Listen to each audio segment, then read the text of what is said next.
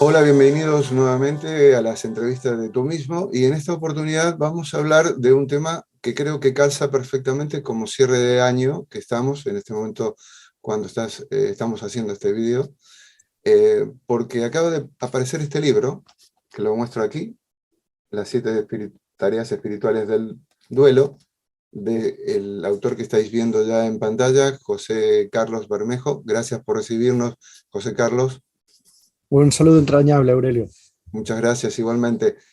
Para quienes no te conozcan, José Carlos, eres religioso Camilo, doctor en Teología de Pastoral Sanitaria y máster en Biótica y Counseling, profesor catedrático en universidades como la Ramón Llull de Barcelona, en la Católica de Portugal y la Católica de Valencia, y hasta el 19 en la Camilianum de Roma. Has publicado cerca de 50 libros relacionados con la humanización y diriges el Centro San Camilo en Tres Cantos, Madrid, Centro de Humanización de la Salud y Asistencial para Mayores y Cuidados Paliativos.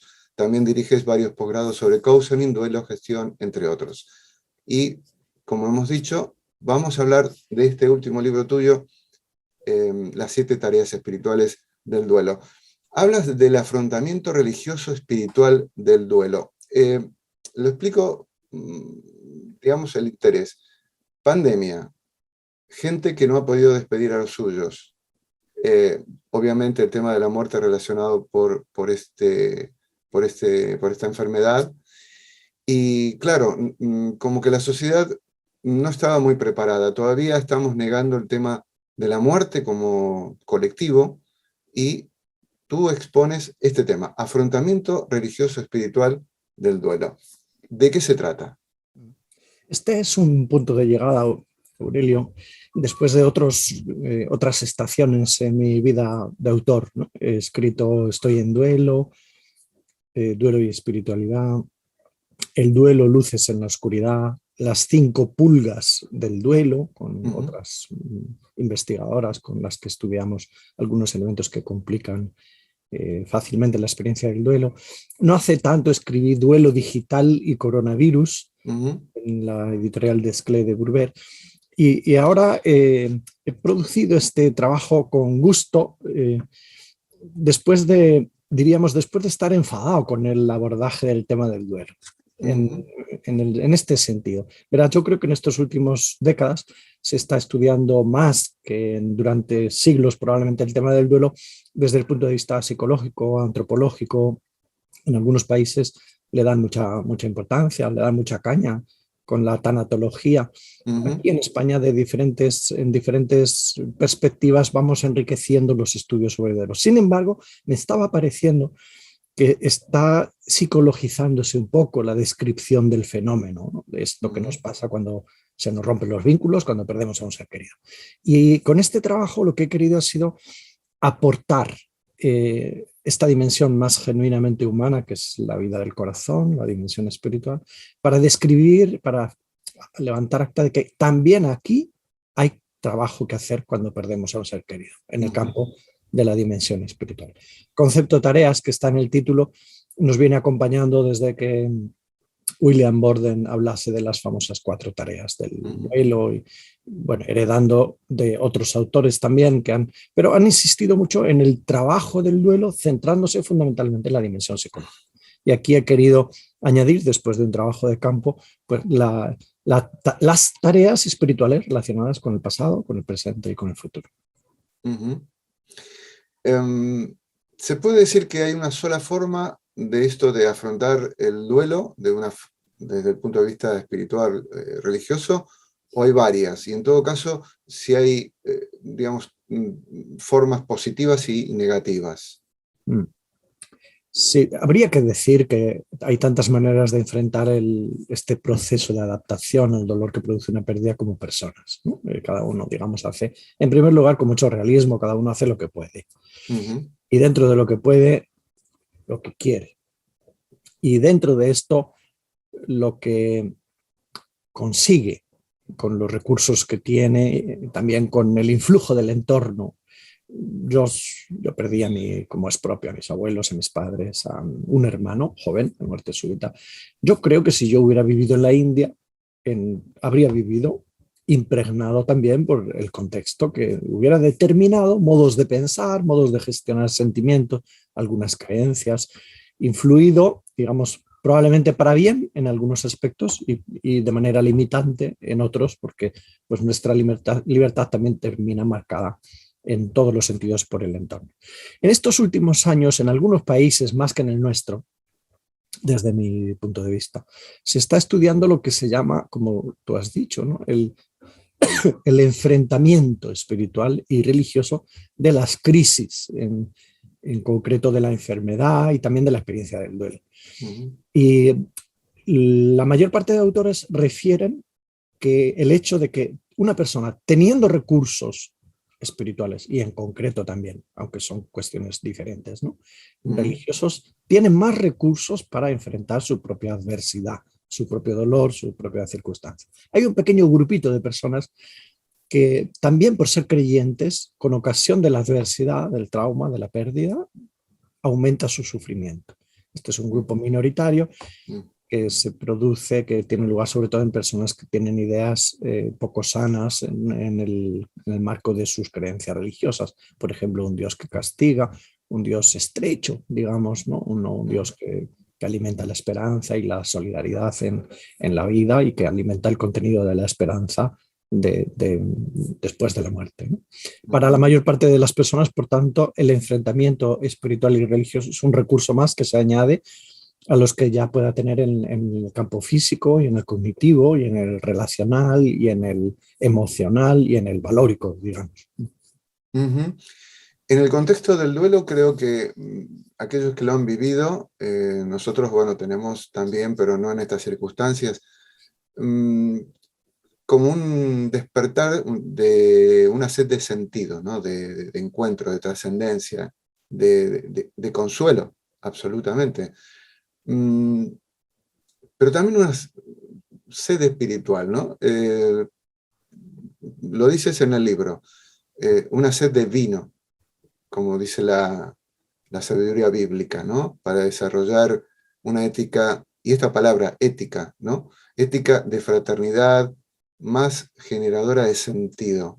Vamos a un campo de lo desconocido porque nos han movido la tierra, se ha abierto, estamos cayendo, es algo totalmente fragmentario, y frente a este fenómeno, lo primero que podemos hacer, ¿qué es? Hay quien dice que estamos en la era del retorno de lo espiritual. Hay quien dice que es una ilusión. En realidad se están perdiendo, es obvio que se están perdiendo las prácticas y la pandemia aumenta la velocidad de la pérdida de las prácticas de las religiones, en particular por las dificultades de asistir también a los lugares de celebración, a los lugares de culto y de generar y participar en ritos pues que tienen que ver con el inicio de la vida y con los momentos de transición y en particular con los momentos de final de vida. Nos hemos visto sin tanatorios, sin funerales, que es una de las cuestiones que más nos arranca nuestro deseo de honrar la memoria y dignificar el morir y consolar a la persona en duelo, ¿no? El no tener ritos. Mi pueblo dirían, pues mira, fulanito le han enterrado como a un perro, y sería un modo de decir no puede ser sin ritos, ¿no? Porque una persona se dignifica, se reconoce también mediante la celebración de ritos comunitarios, además de los ritos individuales. Hay quien dice efectivamente que estamos en un momento de retorno de lo espiritual, de mayor conciencia, de esta sed honda, ya no de aguas, todos bebemos, ¿no? Agua, vino y gin tonic y lo que nos apetezca y Coca-Cola. Hay quien dice que estamos en un momento de sed honda, de vino en el sentido de aquello que produce alegría, gozo, relación, ¿no? Que pone sentido y también solera a la vida individual y grupal. Hay quien dice que el cansancio pandémico también puede generar una especie de vacío prolongado, ¿no? Un hastío y un sinsentido que lleve a muchas personas a perder la brújula y cansarse porque no son pocos los que han tenido que bajar la persiana de su negocio, de su trabajo, y ahora de los que van a experimentar el arrugamiento de las posibilidades de vivir como estábamos viviendo. ¿Quién sabe si de esto termina naciendo una mayor conciencia de comunidad mundial, de solidaridad? Están sucediendo cosas que también lo dificultan. Cada vez más la información está centralizada, localizada en nuestro entorno pequeño, ¿no? Nuestra comunidad autónoma. Es más difícil que nos interesemos por qué está pasando en África subsahariana con la enfermedad, con el coronavirus y con la prevención, ¿no? Más difícil que estemos al día con lo que pasa en la India, más difícil en este momento.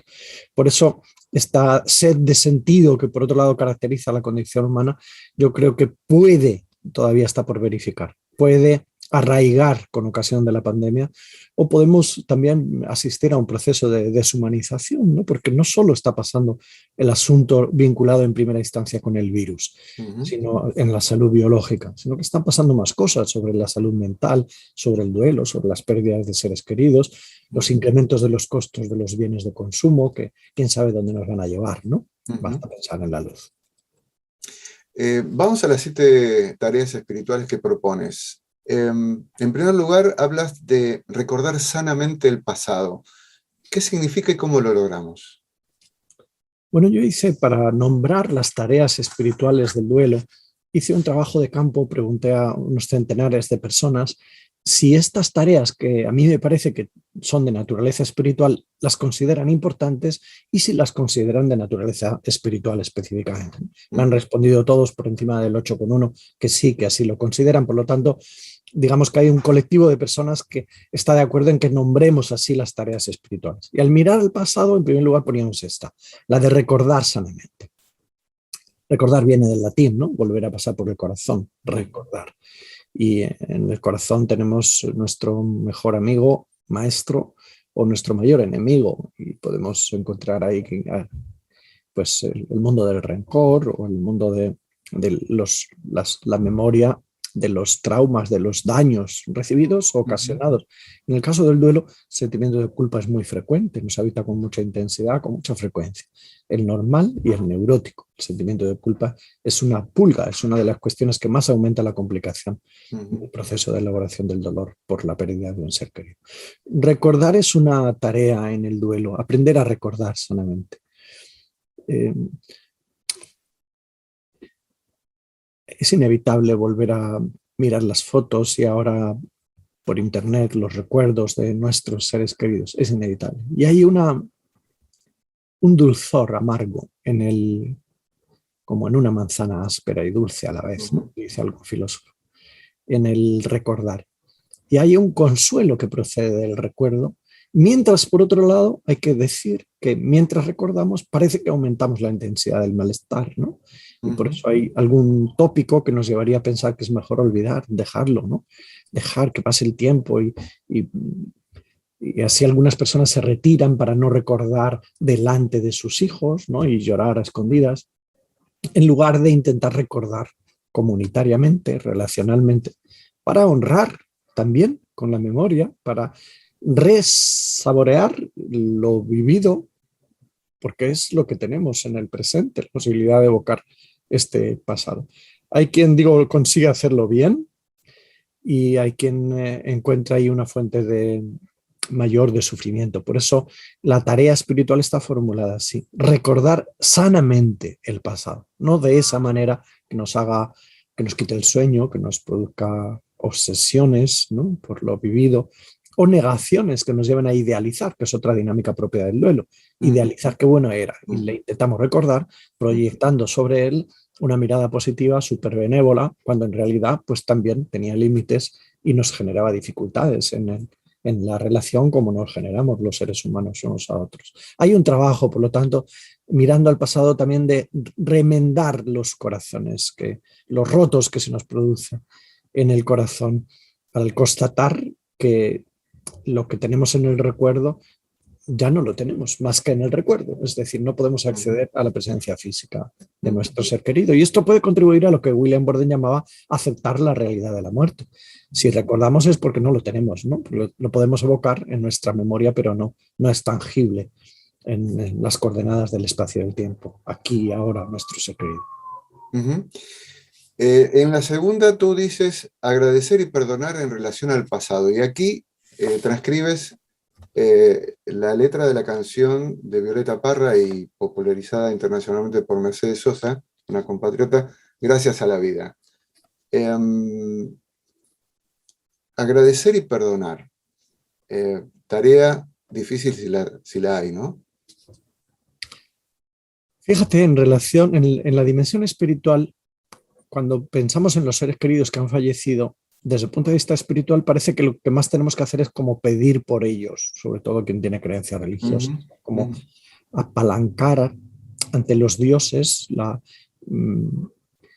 provocar su intercesión para que algo bueno se produzca en términos de promesa, de realización, de cielo, de vida confortable para nuestros ser queridos. Sin embargo, yo creo que tenemos mucho que rescatar conjugando estos verbos.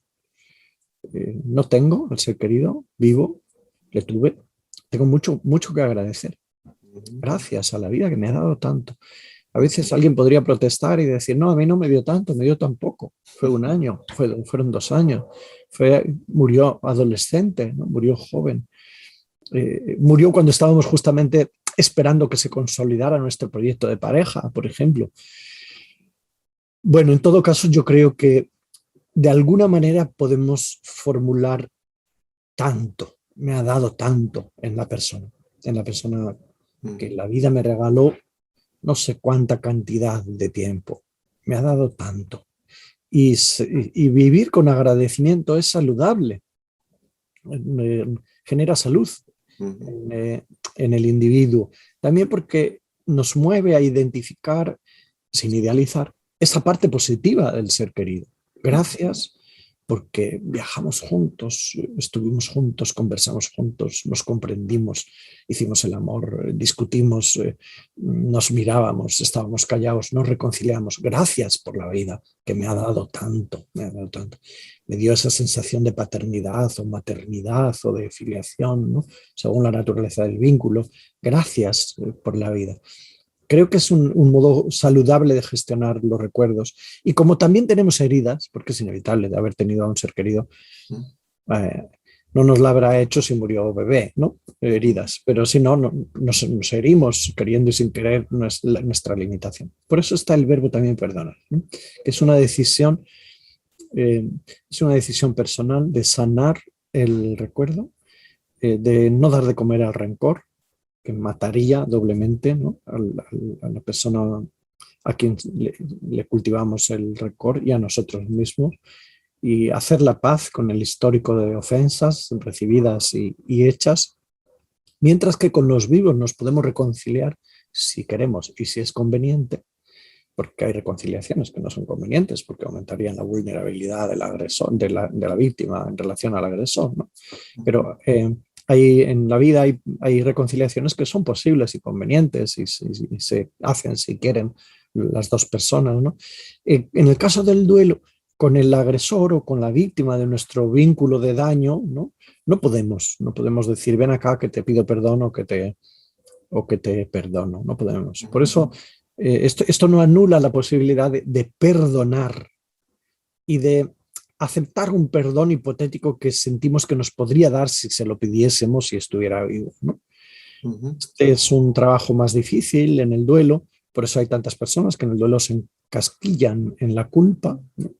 Y no solo es un trabajo de razón para quitar aquello de sinsentido que haya en la culpa neurótica, sino también un trabajo de perdón, sencillamente de perdón, este camino psicoespiritual de sanación de la memoria. Antes hablabas del rito, y justamente en la tercera, tú dices, en la tercera tarea espiritual, celebrar y ritualizar en el presente, la importancia del rito, ¿no? ¿Cuál es la función del rito? ¿En qué nos ayuda? Bueno, habría que decir que la humanidad empieza con los ritos y probablemente con los ritos fúnebres. Cuando el individuo en progresiva evolución se da cuenta de que sus congéneres mueren y en relación a los anteriores en la evolución de la especie empieza a tratar los restos de una manera diferente y nacen los cementerios y los ritos fúnebres en torno a los restos mortales para honrar, para dignificar con esta función doble. Por un lado, hay elementos individuales que señalan, el rito señala la transición, ¿no? Yo tenía marido, no le tengo. Yo era su hijo, ya no soy su hijo, está muerto, soy el hijo del que vivió, ¿no? Era su padre. Se produce una transición y a nivel individual ayuda mucho a redefinirse personalmente y también mucho a nivel social. Socialmente, los ritos son un rito comunitario que la asamblea, la comunidad social pronuncia, ¿no? Ya no somos los mismos, ya no está el que estamos enterrando, ya no está. Tenemos que generar dinámicas de renacimiento de una comunidad nueva sin el ser anterior. Son un modo también de gestionar aquello que separa lo profano de lo sagrado. Los ritos nos ayudan a decir atención, ¿no? Un momentito, al menos en este espacio, silencio, que estamos ante algo que nos sobrepasa y vamos a poner alguna fórmula que exprese que estamos asombrados ante semejante misterio, ¿no? La muerte no es solo una cuestión biológica, sino que es también existencial y es el ser humano que termina y surgen las preguntas. ¿Qué hacemos con estas preguntas, ¿no? Los ritos nos ayudan. Lo simbólico por definición de esta palabra es símbolo, lo que une, lo que reúne, lo que genera unidad y cohesión. Los ritos tienen esta función, por eso nos humanizan, salvo esos casos en que estén tan descuidados o los gestionemos de manera tan torpe que hasta pueden deshumanizar a un grupo, ¿no?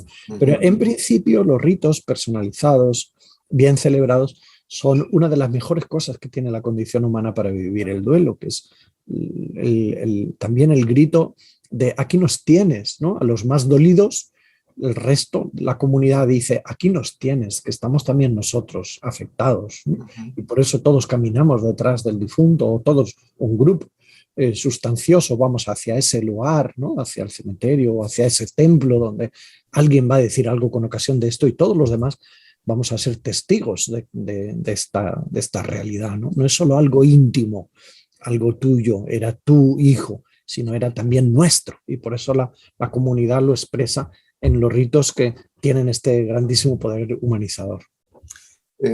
Hago un paréntesis breve y estoy pensando también, hablabas de culturas, que en la India la reacción del protagonista del duelo lo viviría distinto. Digo, hay algunas culturas que en esta imagen que acabas de dar de la gente que va acompañando, no lo hace con tristeza, lo hace con alegría, dándole una resignificación al hecho de qué significa la muerte. Pero esto es un paréntesis que cierro y lo dejo ahí un poquito como aporte personal, nada más.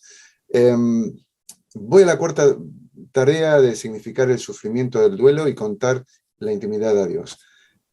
Aquí tratas el tema de la resiliencia, algo que ya actualmente muchos continuamente lo estamos escuchando, ¿no? La resiliencia.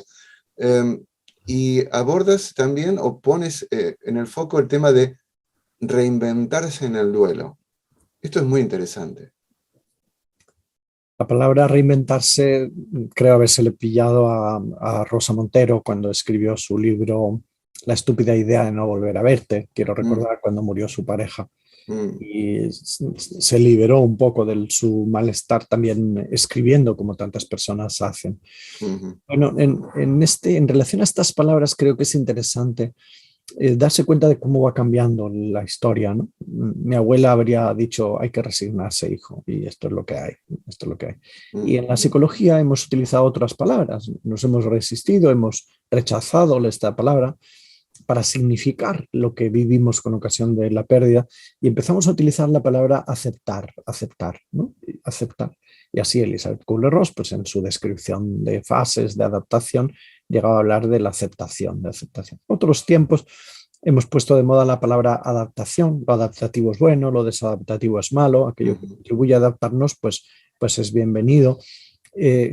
Quizás en otros tiempos hemos utilizado otro verbo, hay que integrar, ¿no? Bajo el paraguas de las propuestas junguianas, quizás, y también de Kubler-Ross, integración de la muerte como requisito para acompañar a otros, etcétera. Bueno, integrar, ¿no?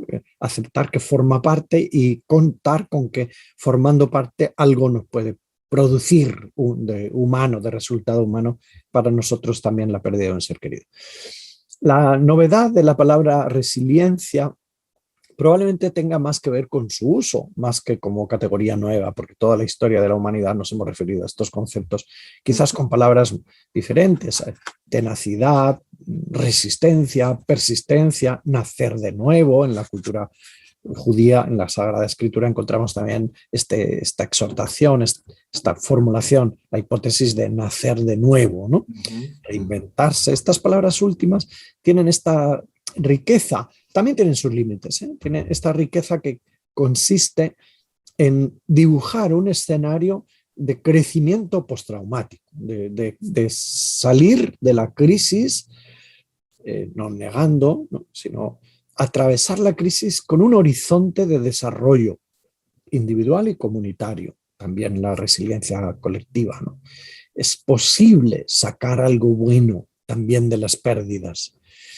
Lo decía San Pablo también: cuando soy débil, entonces soy fuerte. Puedo sacar fortalezas justamente del nicho de la debilidad, del nicho del sufrimiento. Mal manejadas nos podrían dar espacio al dolorismo, nos queremos alejar bien de él, ¿no? Para que no nos salpique ninguna tentación de reconocer que en el dolor hay un valor. Donde está el valor es en la superación del dolor, en atravesarlo en clave positiva y a ser posible en salir crecido. Yo recuerdo una madre que nos derivaron a nuestro centro de escucha, donde ayudamos a 800 personas en duelo complicado, que había perdido 5 hijos. Bueno, había perdido 3, esperaba perder los otros porque era la misma enfermedad hereditaria que le llegarían a los otros y su pareja. Esta mujer se podría haber muerto y todo habría sido normal, explicable, con semejantes golpes de la vida. Esta mujer salió crecida de tal manera que así lo decía ella: mi vida tiene sentido también ahora que me he quedado sin ninguno de los hijos y sin marido, y me levanto cada mañana y sé que mi vida tiene un sentido, y doy un beso a cada uno de ellos que están en la foto en el cuarto de estar de mi casa, y busco alguna mujer a la que yo pueda ayudar porque tenga a su hijo enfermo. Y esta hipótesis de salir crecido de la adversidad, bueno, es muy sugerente como palabra y todo lo que ello conlleva, ¿no? De poder pensarse reinventándose. Tiene de añadido a las otras palabras. No es lo mismo adaptarse, diríamos que puede confortar también una actitud de me tengo que adaptar a lo que hay, ¿no? De sabor de pasividad, cuanto pensar a ver cómo nazco yo de nuevo en esta situación en la que ya no tengo al ser querido. Es desafiante y también es un hermoso modo, a mi juicio, de formular el objetivo del acompañamiento al doliente, sobre todo en duelos complicados. ¿Cuál es el horizonte, ¿no? Voy a ver no solo si la persona narra lo que quiera y lo que significa para él y a nivel emocional, sino voy a ver también si le acompaño a dibujar quién quiere ser, ¿no? ¿Qué quiere que pase con lo que le ha pasado? En la quinta, vamos a la quinta tarea espiritual, tú expones el tema de acoger y aceptar sanamente la herencia y el legado en el presente. Legado, la herencia misma, el legado emocional, el testamento espiritual, el legado digital, que lo habías mencionado al comienzo cuando empezamos a hablar. ¿Cómo resumirías esto de esa carga, vamos a ponerlo en esos términos que no connotativos, sino descriptivos, que tiene que hacer como tarea aquel que va en el proceso del duelo? Sí, ya había descubierto, digamos, como hallazgo de la investigación, que la aceptación de la herencia material era la pulga mayor, que no está nombrada en los libros. Digamos, esto para mí fue un hallazgo fruto de la investigación de campo, ¿no? que lo que más complica los procesos de elaboración del duelo son las herencias. Es decir, esos encuentros, sobre todo entre hermanos, ¿no?, que no solo están caracterizados de la dificultad de las dinámicas del egoísmo, sino que tienen más aspectos, ¿no? El renacer de los conflictos no resueltos, el encuentro con uno mismo en un espejo en el que me veo discutiendo por lo material, efectivamente, cuando yo siempre habría dicho que prefiero dormir bien a tener 1.000 euros más, ¿no? Sin embargo, ahora me veo peleándome, me veo alimentado con algunos de los seres queridos que me quieren, ¿no? Por ejemplo, mi mujer, por ejemplo, mis hijos que me dicen no te vas a dejar engañar, hipótesis, ¿no?, por tu hermano que nunca estuvo cuidando de tu padre, y ahora precisamente me veo metiéndome en estas dinámicas, generando sufrimiento para uno mismo y para los demás, cuando yo siempre hubiera dicho que esto no habría sido capaz de entrar en esta, porque yo soy de otra manera, yo honro otros valores. Bueno, una tarea espiritual es abordar esto de manera saludable. Pero no solo, esto que no es solo la herencia de lo material, ¿no?, sino que es la resolución inevitable o el abordaje inevitable de los conflictos no resueltos entre seres queridos, y también el honrar esos valores que nuestro ser querido vivió para aquel que fue médico. Yo te quiero honrar de alguna manera que mi padre fue un referente en una especialidad, ¿no?, aquel que fue alcalde, y que yo quiero honrar que mi padre cuidó las calles de la ciudad o del pueblo, ¿no?, aquel que fue campesino. Yo no puedo abandonar y maltratar las tierras que dieron tanto trabajo, tanto sentido a mis padres, ¿no? Quiero dar continuidad a esos valores. Esperemos que dar continuidad de manera saludable, otra vez la palabra saludable, ¿no?, no de manera esclava y que aumente que complique el duelo, ¿no?, a esos valores que mis antecesores vivieron, o que yo hubiera querido vivir y honrar con la pareja o con los hijos o con los hermanos, quien quiera que sea el ser querido fallecido. Bueno, esta herencia de este legado valórico construido, además del material y el digital, que es otro mundo, ¿no?, que hacemos con el legado digital, es una tarea que nos afecta al corazón, no solo a los procedimientos con el mundo de las leyes, sino que nos afecta al corazón, y por eso la llamamos también tarea espiritual. La sexta es cultivar la esperanza, algo muy, muy allegado a la fe e incluso al cristianismo, ¿no?, la esperanza. Es un valor ahí que siempre está presente y da sentido a una tarea pastoral o incluso de enseñanza, ¿no?, no solamente en la espiritualidad, sino en la vida práctica. El que sufre ya no está solo, sino que es consolado. Y en ese consuelo, si no nace en sí mismo, se aporta el valor de la esperanza. Mira, me paré también sobre este tema durante la pandemia y produje otro libro titulado La esperanza en tiempos de coronavirus.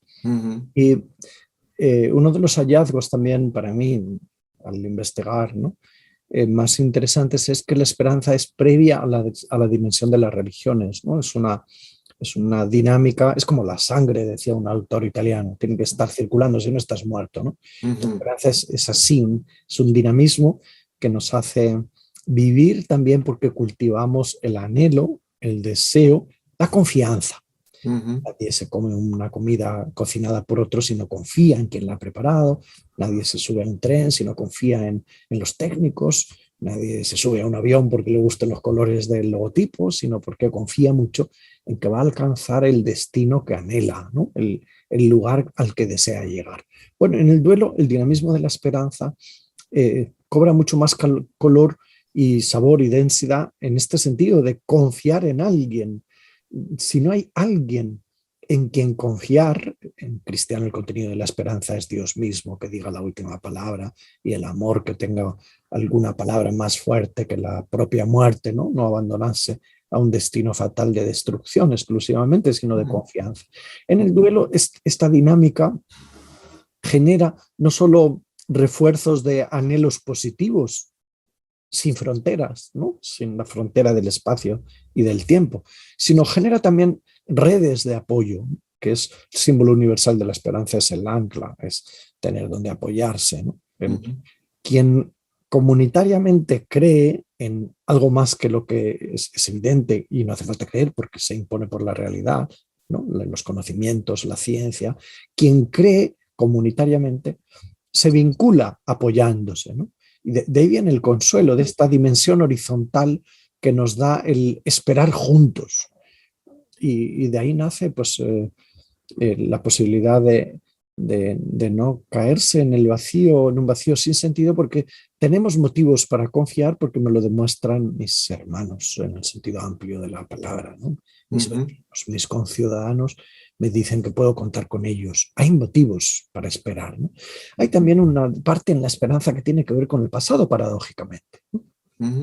Paradójicamente, parece que la esperanza es para el futuro, en realidad es para el presente, pero tiene también que ver con el pasado, porque tenemos memoria de que por grande que haya sido la tormenta, siempre ha amainado. Y por larga que nos haya parecido la noche, por poético que esto pueda parecer, ¿no? Siempre ha amanecido. Y esta evocación de un histórico del que hemos hecho experiencia, ¿no? Reiterado, que termina siendo evidencia, ¿no? Puede ayudar al individuo también y a las comunidades a apoyarse en la memoria para cultivar el dinamismo de la esperanza, sin la cual viviríamos desesperanzados, nos moriríamos, ¿no? Y la última tarea, proyectarse creativa y solidariamente en el futuro, dejarse cuidar en el duelo, lo dices ahí, es interesante, no solamente buscar, si se busca, ese cuidado, ese hombro para apoyarse, para sostenerse, sino dejarse cuidar. Y por otra parte, un intento alquímico de transmutar el dolor en belleza, aflora el arte como un exorcismo ante la pérdida. Lo dices así, lo dices muy bien. Es fantástica esta idea de cómo se abre la puerta al futuro inmediato, ¿no? Cómo se transmuta este presente en otro futuro presente donde hay creatividad y donde aflora la solidaridad. Es hermoso, por otro lado, tengo que confesar que a mí me costó llegar a formular me ha costado, llevando años y años en el trabajo del duelo, llegar a formular esta tarea de esta manera, diciendo, pero pensaba yo y insistía mucho en años precedentes, diciendo, pues lo que toca es desahogarse, ¿no? Narrar el dolor, contar y encontrar espacios de liberación del dolor para hacer el trabajo de aprender a recordar bien, etc.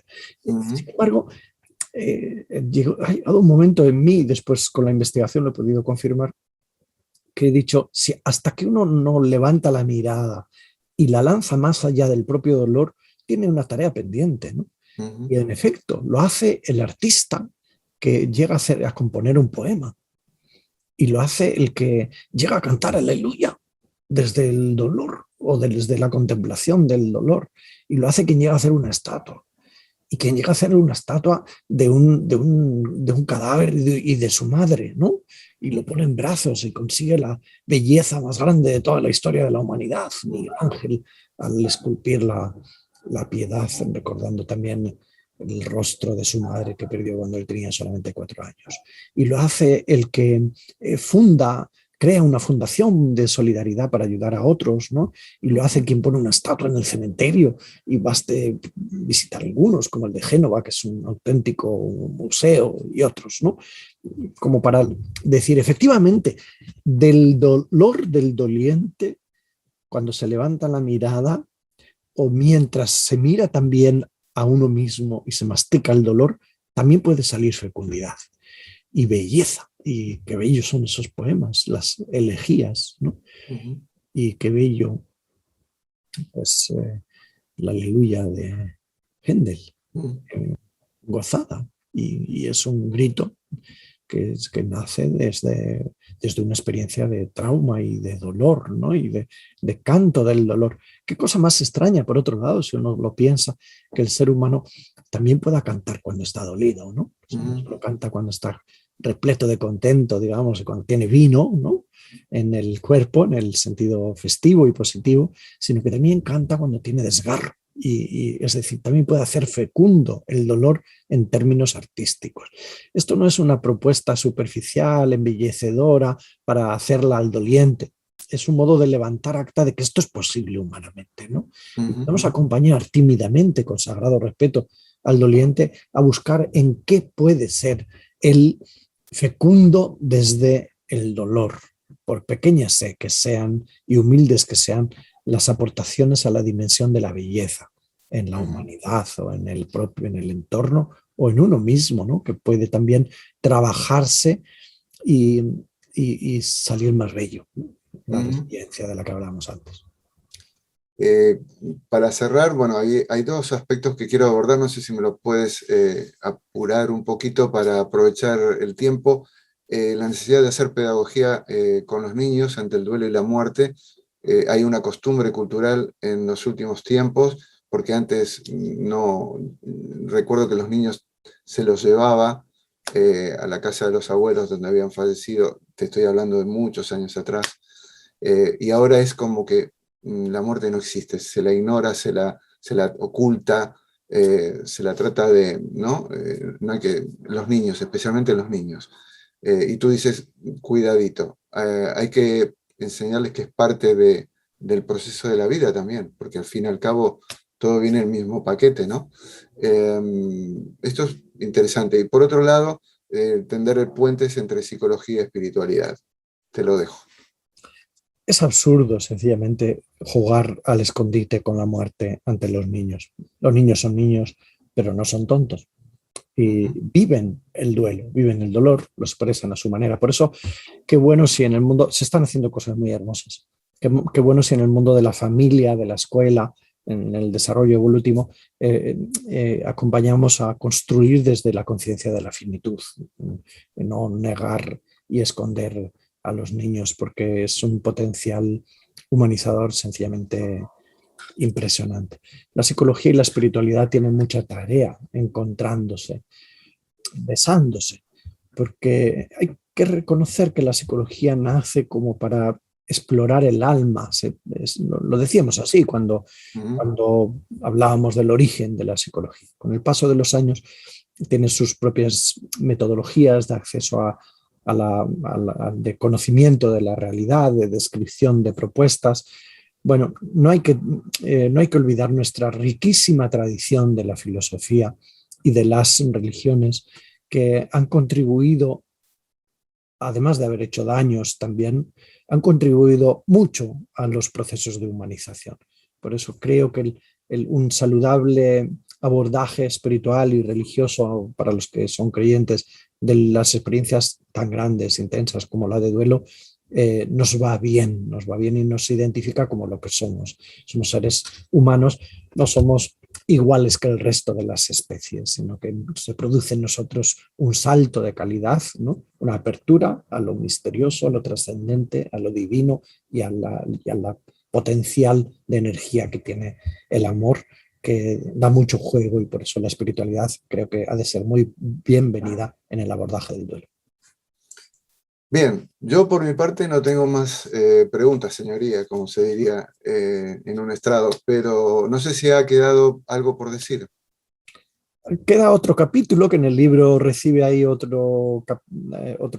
serie de números, que es el mundo de la ética y el duelo, que bien vale la pena que ojalá surjan otros estudios en torno a los numerosos vínculos que existen entre el dolor de la pérdida y el desafío de la búsqueda del bien, ¿no? No solo del bien individual.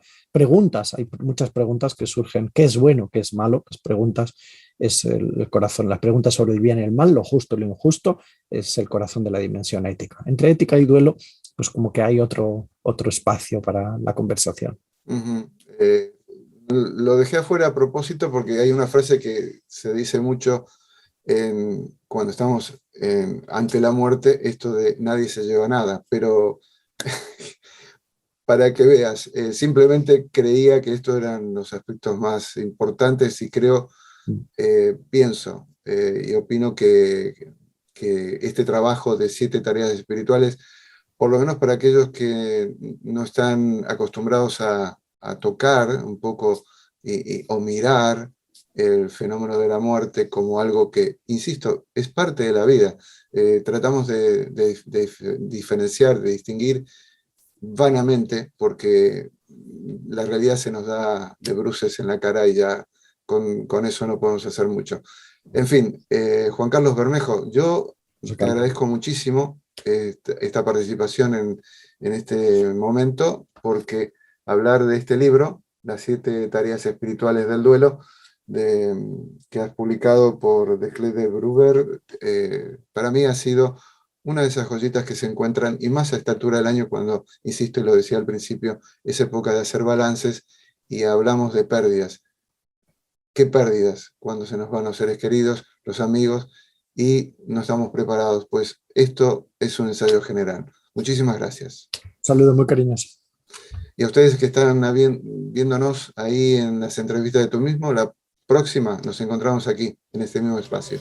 Muchísimas gracias.